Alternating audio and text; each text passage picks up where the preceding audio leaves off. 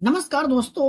तो अगर आप किसी भी प्रतियोगी परीक्षा की तैयारी कर रहे हैं, जैसे कि Bihar SSC, SSC CGL, SSC MTS या रेलवे के किसी भी एग्जाम की तैयारी कर रहे हैं, तो आपको अपने एग्जाम के पेपर में यहाँ से प्रश्न देखने को जरूर मिलेंगे और यही बुक से हर एग्जाम में प्रश्न पूछे जाते हैं। तो इस वीडियो को बगैर स्किप किए पूरा जरूर देखिएगा, क्योंकि मैं आपको इसमें बताने वाला हूँ टॉप 40 प्रश्न। ठीक है, तो चलिए शुरू करते हैं आज के इस सेशन को।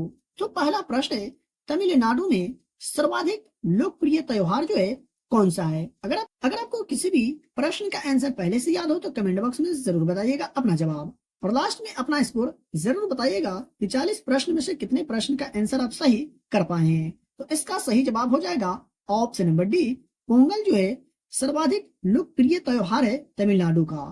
तो ऑप्शन नंबर डी यहाँ पर सही जवाब हो जाएगा। बात करें बिहू का, तो बिहू ये कौन से राज्य का सर्वाधिक लोकप्रिय त्योहार है? असम का।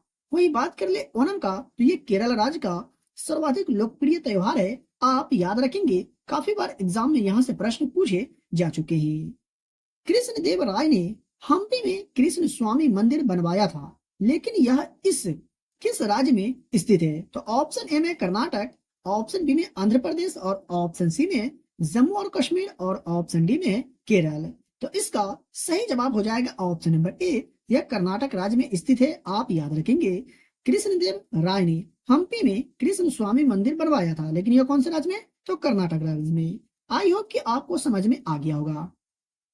अगला प्रश्न है, पादपों द्वारा अवशोषित जल का अतिरिक्त अंश जो है किसके द्वारा बाहर निकाला जाता है? तो ये किसके द्वारा बाहर निकाला जाता है? तो वाष्पोत्सर्जन के द्वारा जो है पादपों द्वारा अवशोषित जल का अतिरिक्त अंश जो है वाष्पोत्सर्जन के द्वारा बाहर निकाला जाता है। तो ऑप्शन नंबर डी यहाँ पर बिल्कुल सही जवाब होगा। बात करें दूसरे प्रश्न का, तो वायु के एक नियत आयतन यानी क्यूबिक मीटर जो है में जलपास गैसों की मात्रा को क्या कहते हैं? क्या कहा जाता है? तो निरपेक्ष आर्द्रता कहा जाता है। ऑप्शन नंबर सी बिल्कुल सही जवाब हो जाएगा। आप याद रखेंगे। देख लेते हैं दूसरे प्रश्न को। तो एक सुपरसोनिक वायुयान की गति होती है क्या? एक सुपरसोनिक वायुयान की गति जो है निम्नलिखित में से क्या होती है? तो याद रखिएगा, ध्वनि की चाल से अधिक होती है एक सुपरसोनिक वायुयान की गति। मेरे प्यारे दोस्तों, आप यहाँ तक आ गए, इसका मतलब आपको आज का क्लास का वीडियो पसंद आ रहा है। तो वीडियो को लाइक करके चैनल पर पहली बार विजिट करें तो चैनल को भी प्लीज सब्सक्राइब करके बेल आइकन को प्रेस जरूर कर दीजिएगा, और इस वीडियो को अपने दोस्तों और रिलेटिव में भी शेयर जरूर करें। 6 नंबर प्रश्न, स्पंज जो है दिए गए ऑप्शन में से क्या है? तो आप याद रखेंगे, स्पंज एक कवक है। ठीक है, ऑप्शन नंबर डी यहाँ पर सही जवाब होगा। अगला प्रश्न है, गुरु शिखर जो है निम्नलिखित में से क्या है? तो गुरु शिखर की अगर बात करें तो यह अरावली की उच्चतम शिखर है, गुरु शिखर याद रखेंगे। देख लेते ही दूसरे प्रश्न को। 8 नंबर प्रश्न है, प्रस्तावना के अनुसार परम शक्ति जो है किसके हाथों में होती है? तो आपको बिल्कुल भी कंफ्यूज नहीं होना है, बहुत ही इजी प्रश्न है। इसका सही जवाब होगा ऑप्शन नंबर डी, यानी जनता के हाथों में होता है प्रस्तावना के अनुसार परम शक्ति। तो ऑप्शन नंबर डी सही जवाब हो जाएगा। बात करें 9 नंबर प्रश्न का, तो आज का 9 नंबर प्रश्न जो है, नूरजहां का असली नाम क्या था? तो नूरजहां का असली नाम क्या था? तो मेहरुन्निसा जो है ये नूरजहां का असली नाम था। आप याद रखेंगे, एग्जाम में प्रश्न पूछ लिए जाते हैं। 10 नंबर प्रश्न की अगर बात करें तो निम्नलिखित में से दिल्ली का अंतिम सुल्तान दिए गए ऑप्शन में से कौन था? तो दिल्ली का अंतिम सुल्तान की अगर बात करें तो इब्राहिम लोदी जो था ये दिल्ली का अंतिम सुल्तान था। वही बात करें 11 नंबर प्रश्न का, तो भारत के मुख्य चुनाव आयुक्त की नियुक्ति कौन करता है? मैं आशा करता हूं कि इस प्रश्न का आंसर आपको पहले से जरूर याद होगा। नहीं याद है तो आप याद रखेंगे, भारत के मुख्य चुनाव आयुक्त की नियुक्ति की अगर बात करें तो भारत के राष्ट्रपति के द्वारा की जाती है। ऑप्शन नंबर बी सही जवाब हो जाएगा। देख लेते ही दूसरे प्रश्न को। 12 नंबर प्रश्न की अगर बात करें तो जब कोई दौड़ती हुई कार अचानक रुक जाती है तो यात्री आगे की ओर क्यों झुक जाते हैं? किसके कारण? तो आप याद रखेंगे, गति का जड़त्व के कारण जब कोई दौड़ती हुई कार अचानक रुक जाती है तो यात्री जो है आगे की ओर झुक जाते हैं गति के जड़त्व के कारण। मैं आशा करता हूं कि आपको समझ में आ गया होगा। 13 नंबर प्रश्न की अगर बात करें तो रेंगने और विसर्पण करने वाले कशेरुकी जंतुओं के प्रकार को क्या कहते हैं? तो रिप्टीलिया कहते हैं रेंगने और विसर्पण करने वाले कशेरुकी जंतुओं को। देख लेते हैं दूसरे प्रश्न को। बात करें आज का अगला प्रश्न का तो तराइन का जो प्रथम युद्ध हुआ था निम्नलिखित में से किसको पृथ्वीराज चौहान ने हराया था? तो तराइन का प्रथम युद्ध कब हुआ था? तो याद रखिएगा 1191 में। लेकिन इसमें पूछा क्या गया है कि प्रथम युद्ध में निम्नलिखित में से किसको जो है सो पृथ्वीराज चौहान ने हराया था? तो किसे हराया था? तो मोहम्मद गौरी को हराया था पृथ्वीराज चौहान ने तराइन के प्रथम युद्ध में। तो यहाँ से आपका 3 प्रश्न कवर हो गए। एक तो ये कि तराइन का प्रथम युद्ध कब हुआ था? 1191 में। और किसके बीच हुआ? तो पृथ्वीराज चौहान और मोहम्मद गौरी के बीच। और पृथ्वीराज चौहान ने किसे हराया था? तो मोहम्मद गौरी को। देख लेते हैं दूसरे प्रश्न को। 15 नंबर प्रश्न की अगर बात करें तो निम्नलिखित में से कौन सा एक एंजाइम रक्त का थक्का बनने में सहायता करता है? तो कौन जो है सहायता करता है? तो ट्रीटेस जो है ये एंजाइम का रक्त थक्का बनने में सहायता करता है। याद रखेंगे ऑप्शन नंबर ए सही जवाब होगा। एक फ्लॉपी डिस्क में कितना डाटा स्टोर किया जा सकता है? तो 1.44 MB जो है सो एक फ्लॉपी डिस्क में डाटा को स्टोर किया जा सकता है। याद रखेंगे ऑप्शन नंबर बी सही जवाब हो जाएगा। बात करें दूसरे प्रश्न का तो पुष्पहीन पादपों को क्या कहते हैं? यानी पुष्पहीन पादपों को निम्नलिखित में से क्या कहा जाता है? तो क्रिप्टोगैम कहा जाता है। याद रखिएगा। अगला प्रश्न है निम्नलिखित में से ऊष्मा को अच्छा चालक लेकिन विद्युत का खराब चालक जो है दिए गए ऑप्शन में से कौन सा है? तो अगर आपने चुना है ऑप्शन नंबर ए तो बिल्कुल सही जवाब है। अभ्रक जो है ऊष्मा को अच्छा चालक है लेकिन विद्युत का खराब चालक है। आई होप कि आपको समझ में आ गया होगा। मेरे प्यारे दोस्तों, अगर आपको किसी भी प्रश्न में डाउट हो, किसी भी प्रश्न के उत्तर में अगर आपको डाउट हो तो आप हमसे कमेंट बॉक्स में कमेंट करके पूछ सकते हैं। 19 नंबर प्रश्न है स्वचालित वाहनों का रेडिएटर में प्रतिहीन के रूप में किस पदार्थ का प्रयोग किया जाता है? तो रेडिएटर में प्रतिहीन के रूप में निम्नलिखित में से कौन से पदार्थ का उपयोग किया जाता है? तो याद रखिएगा एथिल अल्कोहल और H2O का प्रयोग किया जाता है। तो ऑप्शन नंबर डी सही जवाब होगा। देख लेते हैं दूसरे प्रश्न को। तो जवारीय वन को अन्यथा क्या कहते हैं? तो जवारीय वन को क्या कहा जाता है? तो मैंग्रोव वन कहा जाता है। काफी बार यह जो प्रश्न है एग्जाम में पूछे जा चुके हैं। नेक्स्ट प्रश्न है पर्यावरणीय प्रदूषण को किसके द्वारा नियंत्रित किया जा सकता है? यानी पर्यावरणीय प्रदूषण जो है निम्नलिखित में से किसके द्वारा इस पे नियंत्रण किया जा सकता है? तो इनमें से सभी के द्वारा, यानी परमाणु विस्फोटकों को रोक करके, विद्युत वाहन निर्मित करके और गंदे पानी का उपचार करके जो है सो पर्यावरणीय प्रदूषण को नियंत्रित किया जा सकता है।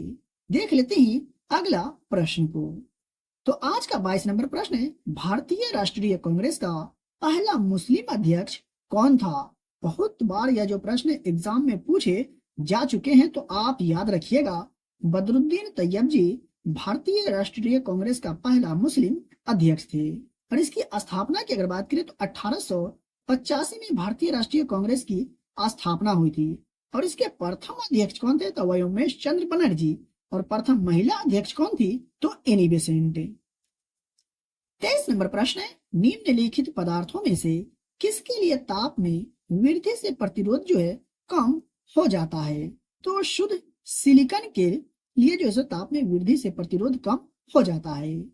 अगला प्रश्न है भारत का मसालों का उर्वर क्षेत्र जो है निम्नलिखित में से कौन है? तो भारत का मसालों का उर्वर क्षेत्र की अगर बात करें तो यह कौन सा है राज्य? तो केरल राज्य है। तो ऑप्शन नंबर सी सही जवाब होगा। बात करें दूसरे प्रश्न का तो निम्नलिखित में से वे एकमात्र पादप कोशिकाएं कौन सी है जो बिना न्यूक्लिय यानी न्यूक्लियाई है? तो निम्नलिखित में से कौन सा है? तो मूलरूम है। ठीक है, याद रखेंगे। जोग प्रपात कहाँ स्थित है? यानी जोग जल प्रपात जो है कौन से राज्य में स्थित है? तो याद रखिएगा यह भारत के कर्नाटक राज्य में स्थित है जोग जल प्रपात। तो ऑप्शन नंबर सी सही जवाब हो जाएगा। देख लेते हैं अगला प्रश्न को। तो काजू उगाने के लिए किस प्रकार की मृदा सबसे उपयुक्त होती है, या काजू उगाने के लिए किस प्रकार की मृदा जो है सो सबसे उपयुक्त मानी जाती है? इस तरह से भी आपसे प्रश्न पूछा जा सकता है। तो लाल लेटेराइट मृदा जो है सो उपयुक्त मानी जाती है काजू उगाने के लिए, तो आप याद रखेंगे।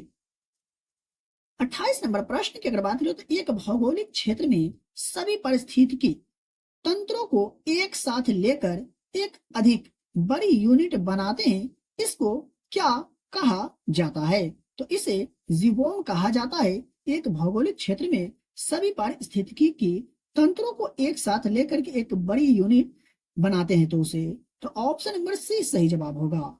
देख लेते हैं दूसरे प्रश्न को। तो राज्यों में राष्ट्रपति शासन संविधान के किस अनुच्छेद के तहत लगाया जाता है? तो भारत के कौन से राज्य में राष्ट्रपति शासन जो है भारतीय संविधान के कौन से अनुच्छेद के तहत लगाया जाता है? तो भारतीय संविधान के अनुच्छेद 356 के तहत राष्ट्रपति शासन जो है संविधान के अनुच्छेद 356 के तहत लगाया जाता है। देख लेते हैं अगला प्रश्न को। तो खालसा पंथ की स्थापना किसने की थी? तो खालसा पंथ की स्थापना गुरु गोविंद सिंह के द्वारा की गई थी, याद रखेंगे। देख लेते हैं दूसरे प्रश्न को। तो पानीपत की तीसरी लड़ाई किसके किसके बीच हुई थी? पानीपत को जो तीसरी लड़ाई हुई थी, निम्नलिखित में से कौन कौन से पानीपत की तीसरी लड़ाई किसके किसके बीच हुई थी? तो इसका सही जवाब होगा ऑप्शन नंबर सी, अफगान और मराठे के बीच हुई थी पानीपत की तीसरी लड़ाई। पानीपत की तीसरी लड़ाई जो है ये किस वर्ष हुई थी? अगर आपको इस प्रश्न का आंसर याद हो तो कमेंट बॉक्स में अपना जवाब जरूर बताइएगा। 32 नंबर प्रश्न है, आर्य समाज की स्थापना किसने किया था? तो आर्य समाज की स्थापना की अगर बात करें तो स्वामी दयानंद सरस्वती ने आर्य समाज की स्थापना किए थे। अगला प्रश्न है, भारतीय प्रशासनिक ढांचा का मॉडल निम्नलिखित में से किस देश से लिया गया है भारतीय संविधान में? तो ये कनाडा देश से लिया गया है, याद रखेंगे। ऑप्शन नंबर डी सही जवाब होगा। 34 नंबर प्रश्न है, निम्नलिखित में से किस राज्य का लिंग अनुपात जो है 1000 से अधिक है? दिए गए ऑप्शन में से वो कौन सा राज्य है? तो कौन सा राज्य है? तो केरल राज्य का लिंग अनुपात जो है 1000 से अधिक है, याद रखेंगे। ऑप्शन नंबर ए सही जवाब होगा।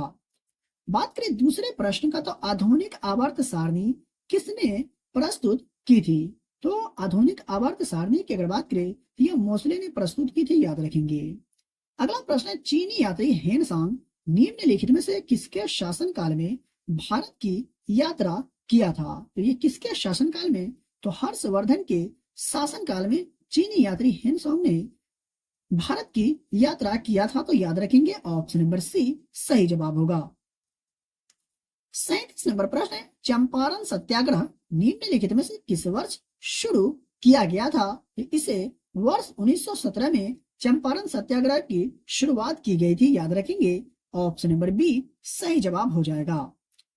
अगला प्रश्न है, आज का तमिलनाडु के निम्नलिखित त्योहारों में से कौन सा भगवान मुरुगा को समर्पित है? यानी कौन सा त्योहार है जो भगवान मुरुगा को समर्पित है? तो याद रखेंगे थाई पुसम त्योहार जो है ये भगवान मुरुगा को समर्पित है। काफी बार यह जो प्रश्न एग्जाम में पूछे जा चुके हैं।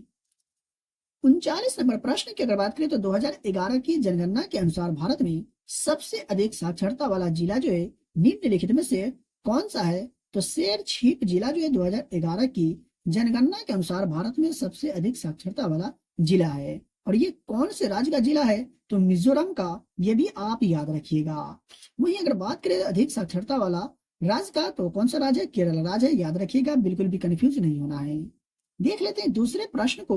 तो 40 नंबर प्रश्न है, स्वामी विवेकानंद ने वर्ष डैश में रामकृष्ण मिशन की स्थापना की थी? यानी स्वामी विवेकानंद ने किस वर्ष में रामकृष्ण मिशन की स्थापना किए थे? तो 1897 में रामकृष्ण मिशन की स्थापना किए थे। किसने? स्वामी विवेकानंद ने। तो ऑप्शन नंबर ए सही जवाब हो जाएगा। तो मेरे प्यारे साथियों, अभी तक वीडियो को लाइक नहीं किए तो प्लीज वीडियो को लाइक करें, और चैनल पर पहली बार विजिट कर रहे हैं तो चैनल को भी सब्सक्राइब करके बेल आइकन को प्रेस कर लीजिए, ताकि वीडियो का नोटिफिकेशन सबसे पहले आप तक पहुंचे। वो भी वैसे प्रश्न जो काफी बार एग्जाम में पूछे जा चुके हैं, और यहाँ से 110% जो है आपके अपने एग्जाम के पेपर में प्रश्न जो है देखने को जरूर मिलेंगे। तो आप हमसे जुड़ के रहें और अपने एग्जाम की तैयारी को बेहतर बना करके अपने एग्जाम में सफलता हासिल करें। पीडीएफ के लिए वीडियो के डिस्क्रिप्शन में दिए गए टेलीग्राम चैनल लिंक को ज्वाइन करें।